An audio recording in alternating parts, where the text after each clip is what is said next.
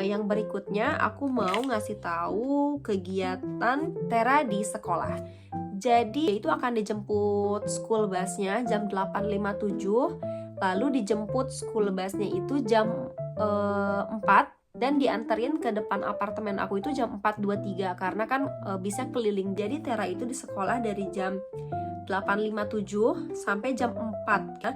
Jadi begitu nyampe ke sekolah itu tuh mereka bakal pakai hand sanitizer, lepas sepatu, taruh di lokernya, lalu pergi ke kelasnya masing-masing untuk taruh backpack, lepas jaket, dan taruh bawa dan ngasihin notes kelasnya ke senseinya. Itu setiap hari kayak gitu, rutin. Dan itu semuanya anaknya yang ngelakuin sendiri. Setelah selesai itu akan pergi ke hall jam 9 itu sampai jam 10 itu untuk kegiatan main bersama, main sama seluruh kelas, sama anak umur 4 tahun, 5 tahun, 6 tahun. Nah, di situ main bersama tuh. Dan main di hall itu 1 jam kan sampai jam 10. Nah, waktu pertama mereka masuk hall tuh ada snack pagi. Snack paginya itu susu, kalau nggak susu yogurt.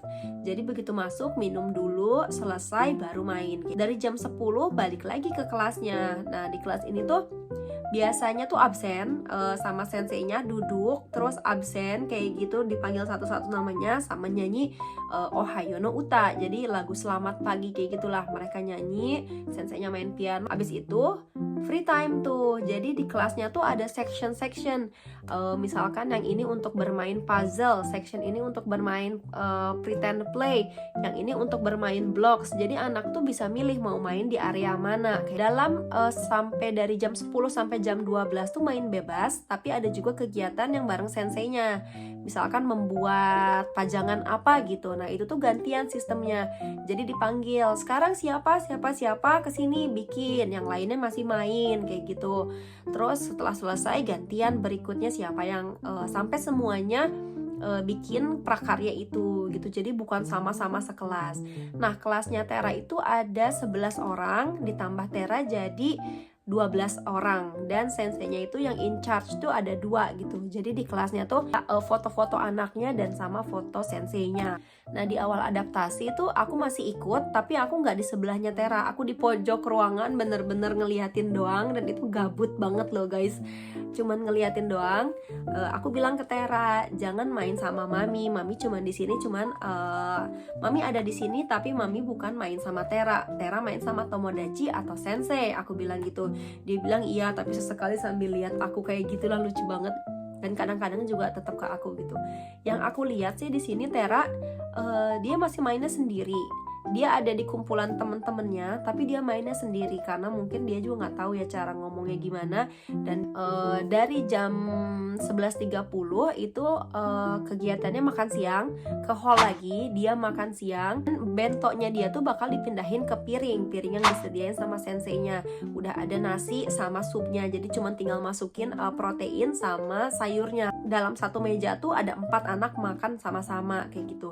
Dan yang aku perhatiin, aku nggak tahu gimana caranya orang tua Jepang ngajarin anaknya. Anak Jepang tuh makannya tuh quiet, calm, dan habis makannya. Nggak tahu gimana caranya. Diem, gak ada yang ngobrol, diem aja mereka tuh. Ngunyah pun mereka diem, paling lihat-lihat temennya kayak gitu, tapi nggak ngobrol gitu. Makan aja terus sampai habis.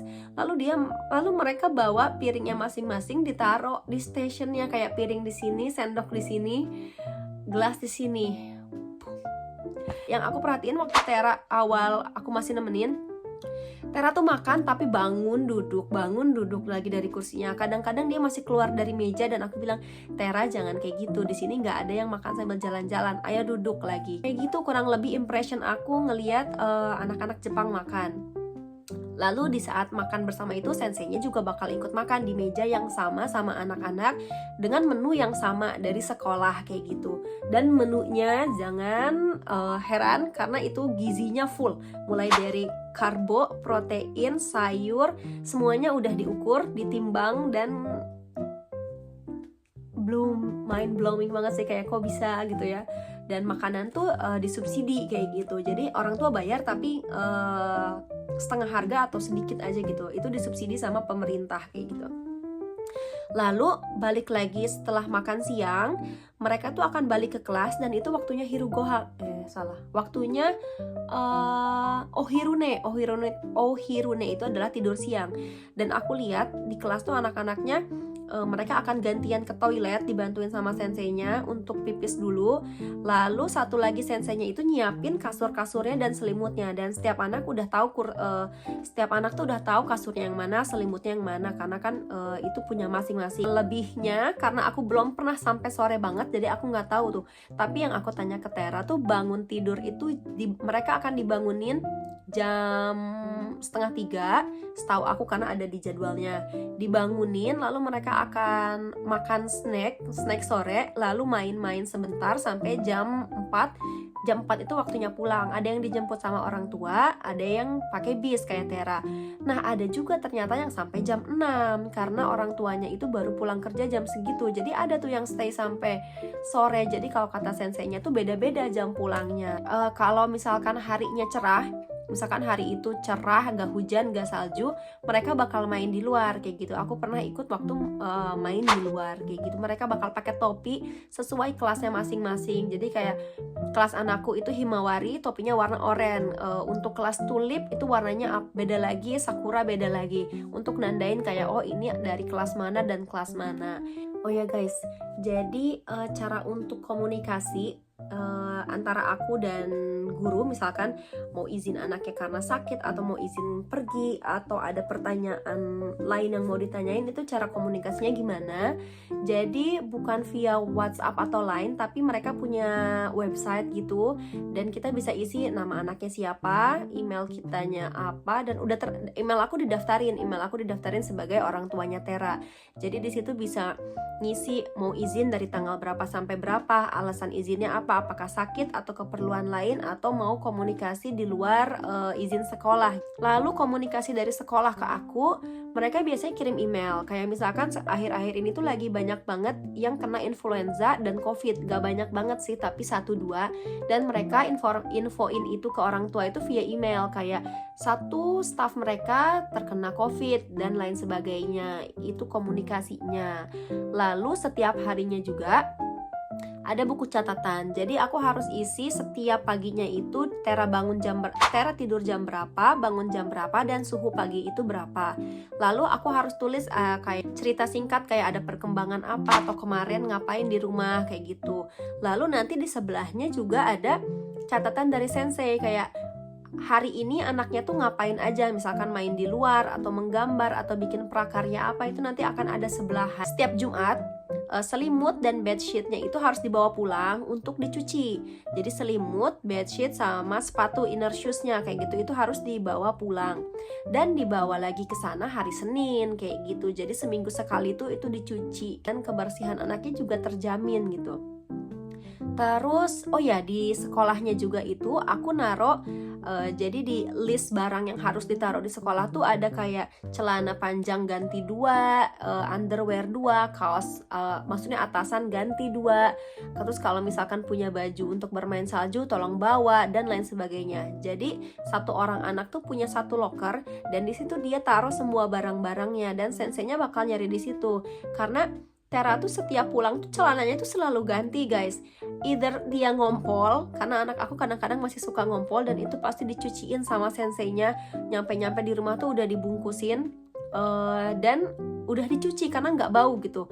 Atau habis main di luar dan kotor banget gitu. Jadi memang butuh baju ganti ditaruh di sekolah. Dan kalau udah misalkan ada yang dibawa pulang, berarti besoknya aku harus naruh di tasnya dia gantinya. Jadi selalu ada terus kayak gitu di sekolahnya.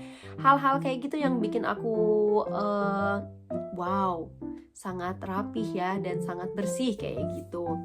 Lalu kurikulum apa aja yang dipelajarin di sekolahnya. Untuk sekarang umur 3 tahun aku belum kerasa, dan yang aku rasain itu lebih ke pelatihan kemandiriannya. Begitu masuk dia harus tahu lokernya di mana, taruh sepatu di mana, taruh jaket di mana, karena itu ada namanya satu-satu.